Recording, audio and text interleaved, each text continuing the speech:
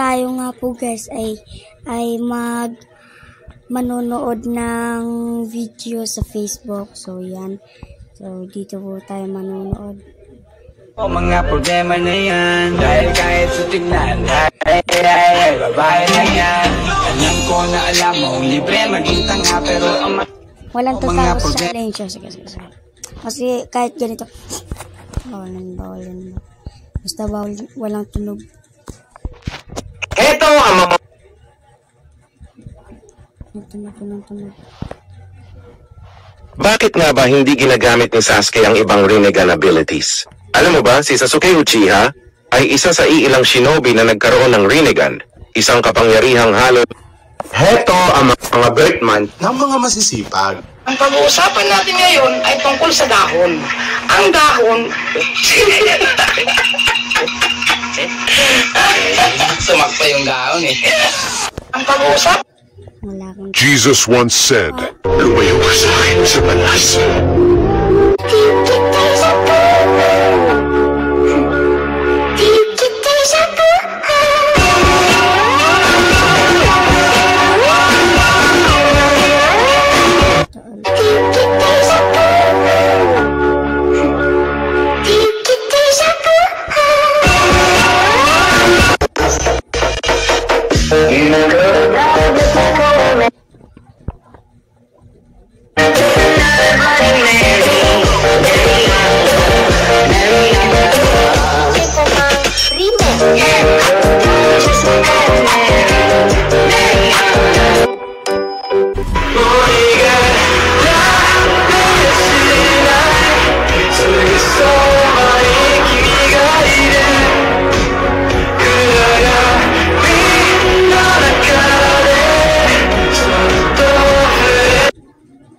Pwede na tumawa.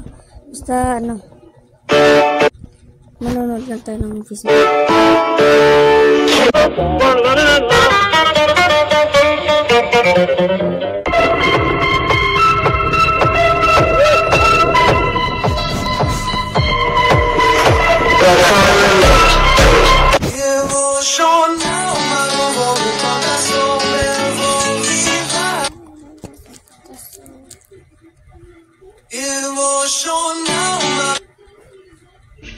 Yan, pag-balik ka guys.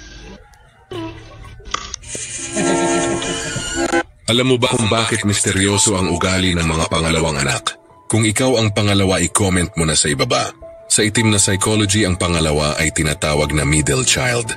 Madalas silang nakikipag-compete sa panganay para mapansin. Pero sa itim na psychology, dito nila nade-develop ang charm at manipulation. Kasi natutunan nilang gamitin ang atensyon ng iba para makuha ang validation na hindi laging ibinibigay sa kanila. Kung mapapansin mo, maraming pangalawa ang mas sociable, palabi. Giant offset!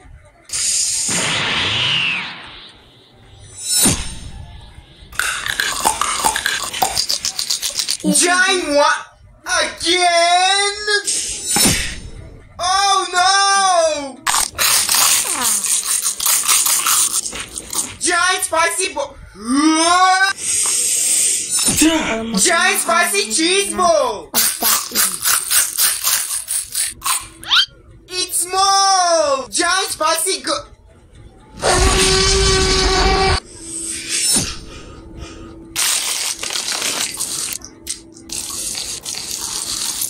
Hindi. Nothing's new. Nothing's new. Nothing's new. Nothing's new. Nothing's new. Nothing's new. Nothing's new. Nothing's. I'm only one. I'm only one. Call away. I'll be there to save. Na-realize ko lang, mas nakakatakot palang kaaway yung maliliit na tao compare dun sa mas matatangkad. Kasi mas malapit sila.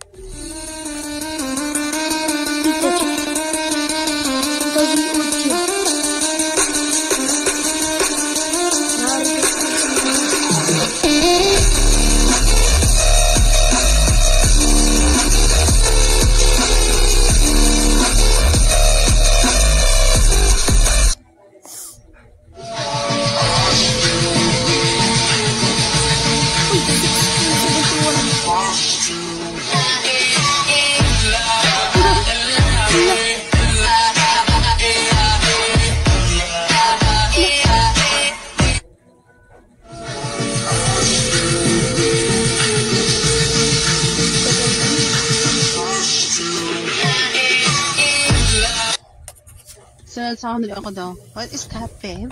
Avocado vape. Why? Do you like it?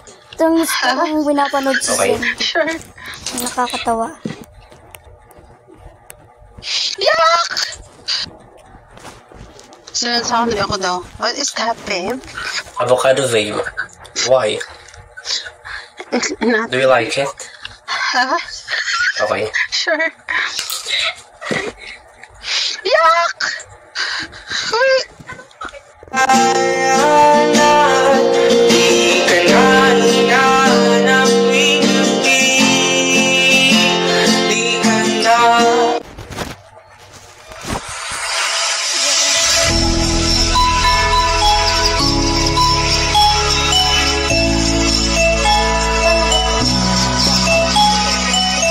Ito lang to eh.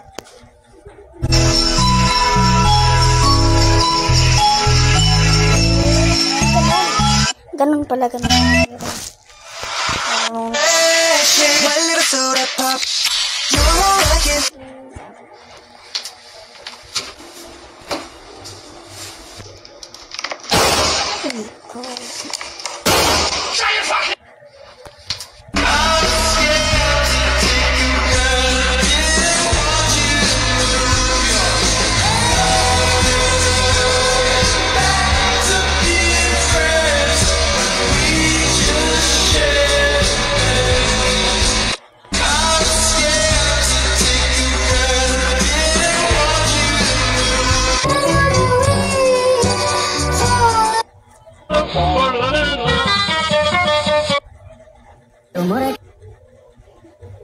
Break!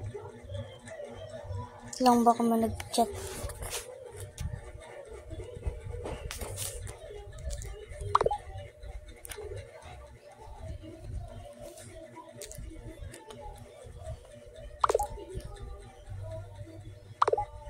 Wala lang chat.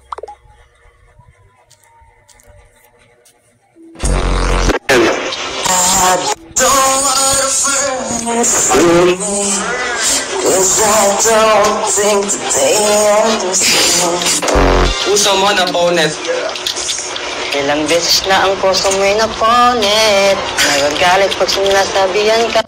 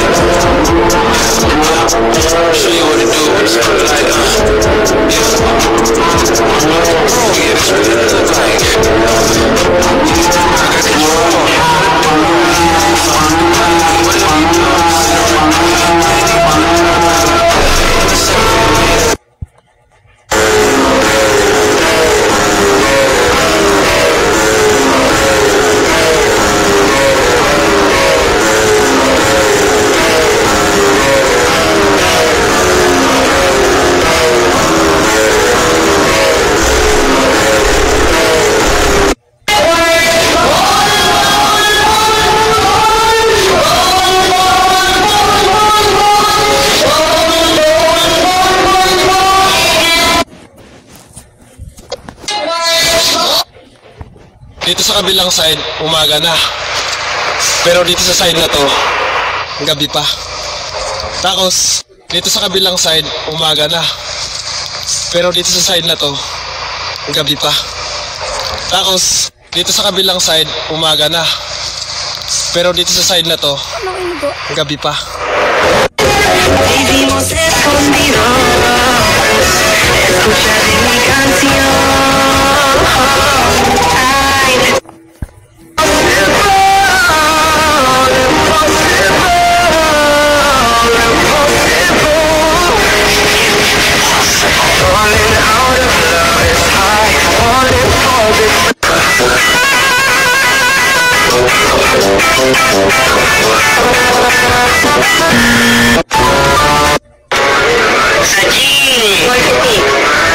Alam niyo ba na may isang pre-recorded broadcast ang CNN na tsaka lamang ipiplay sa mga telebisyon kapag magugunaw na ang ating mundo? Mga kaibigan, noong 1980, ang founder ng CNN o Cable's New Network na si Ted Turner ay nanguna sa paggawa ng isang broadcast video na nakaschedule i-play kapag magugunaw na ang ating mundo. Ito ay naglalaman ng isang awit na may pamagat na Nearer My God to Thee na kinanta ng ilang mga miyembro ng US Army, Navy, Air Force at Marines. Ito ay tinawag na Turner Doomsday Video na ayon pa sa ilang mga teorya ay ipapalabas rin daw dito ang lahat ng sikreto sa ating kasaysayan at lahat ng mga top secret na dokumento sa ating mundo na hindi na kailangang itago sa publiko dahil lahat tayo ay mawawala na. Noong 2015 ay kumalat yung video nang ito ay ma-upload sa YouTube channel ni Technophilia Phobia, ngunit ito ay hindi kumpleto. Ayon pa nga sa ilang conspiracy theorist ay maaaring isang time traveler daw ang kumuha ng video na to mula sa ating hinaharap dahil dun sa panahon na yun ay nagugunaw na ang ating planeta. Ikaw kaibigan, sa iyong palagay, kailan kaya ipapalabas ang video na to? Ay mawawala na. Noong 2015 ay kumalat yung video nang ito ay ma-upload.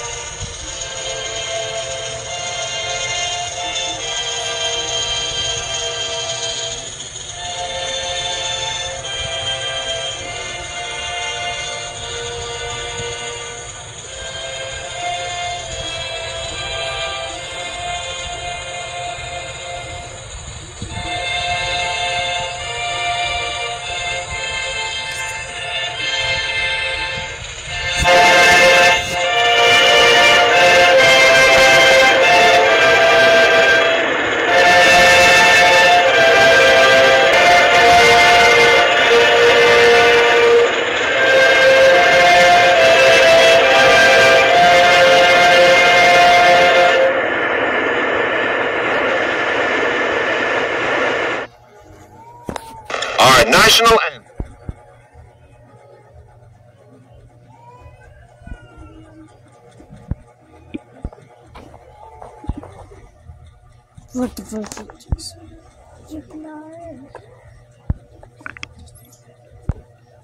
Search for the photo. CC gives you step-by-step solutions. Use CC to quickly finish holiday assignments and have more time to enjoy yourself. Monsters do have their place. In the zoo, in your nightmares, in the deep, in your favorite horror movies.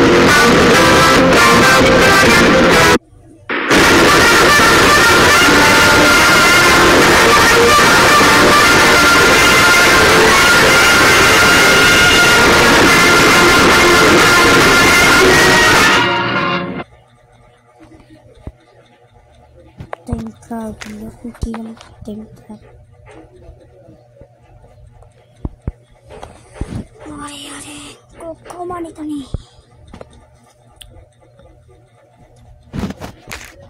Aray ko.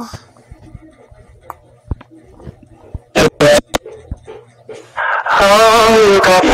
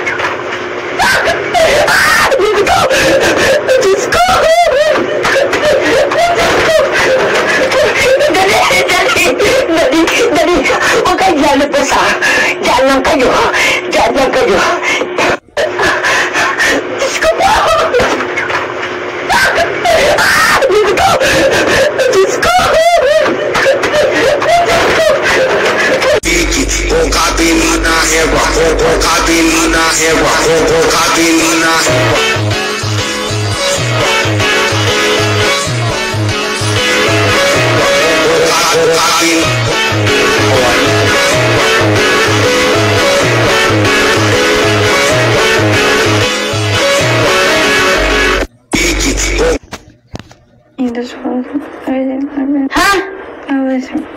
Ano kaya ang mangyayari sa 2020? Ano kaya ang mangyayari sa 2025? May hayag ang korupsyon ng mga politiko at muling papantig ang damdamin ng taong bayan. Isa na namang people power ang maaaring maganap kahit ang kagalang-galang na ama ng bayan ay mahuhuli at dadalhin sa husgado. Ano kaya ang mangyayari? Back to school. May mga mabas ang pistol, eh. Di makatiis, I miss you, di mapakali. Di ko makibis siya.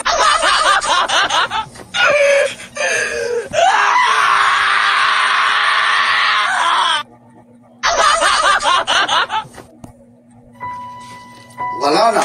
Wala na. Wala na. Hindi ko na alam. Hindi ko na alam. Wala na. My honey, I know. My honey, Naruto. Naruto. Lapo-lapo. Utin-utin.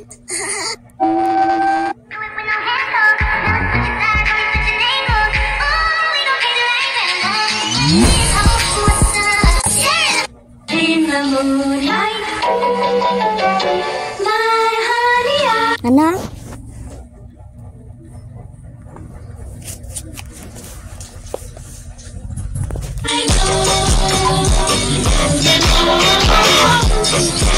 in the moonlight, my honey, I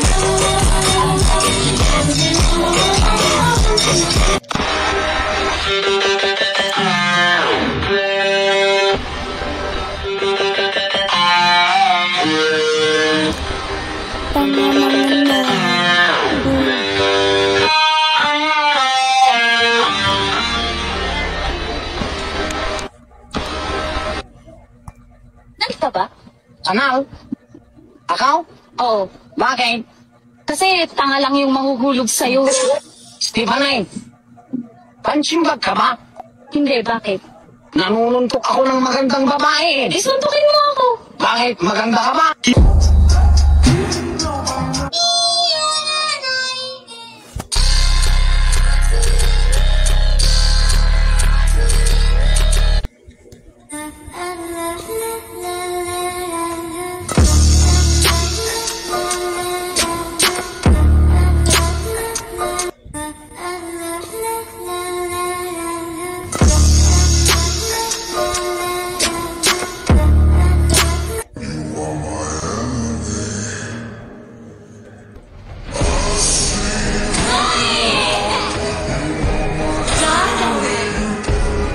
Tony.